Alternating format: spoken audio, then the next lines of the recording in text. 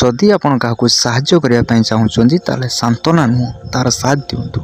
गोटे थर गोटे पक्षी समुद्र ता थंटरे पानी आनी बाहर पकाउला और कहूला कि आज ये समुद्र को मुझे सुखे ही रही कहीं ये मो शावक को बुड़े देछि।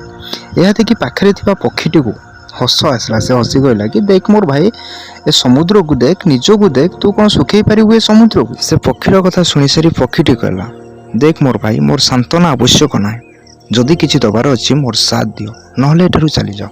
से पक्षी को लगिला कि नाई यार मो सांगर मत साथ दबा निहाती आवश्यक। सी भी लगी पड़ा थंटरे समुद्र रू पानी आनी बाहर पकईबारे।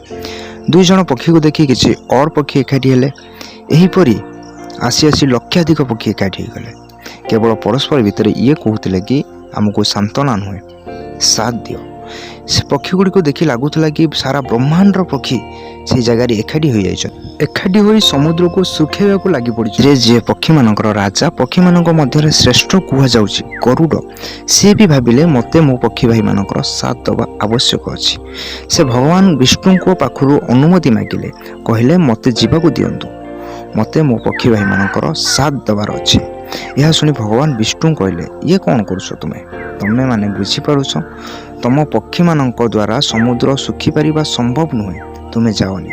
गरुड़ भगवान विष्णु को भी कहीदेले भगवान सांत्वना नुहे, जदि दबार अच्छी साथ दियो। पुणी कहता निजर बाहन गरुड़ साथ दबा भगवान स्वयं आसिले, कहले कि बास वर्तमान मुझे समुद्र को सुखे रही। जो स्वयं भगवान आसिले समुद्र सुखेवाई, यह देखि समुद्र बहुत डरीगला, कहला कि स्वयं भगवान आसिले मत सुखेवाई, मुझे बंची पारिनी। से कौन कला ना तुरंत से पक्षीर शावकटी को तुरंत फेराई देला जे समुद्र में बुड़ी जाए। या ही कहती एका साथी एकत्रित होवार ताकत। जदि आपण कहार साथ दवाई चाहूँगी ताहले आपण सांत्वना नुहे सहयोग दिंतु, साथ दिंतु।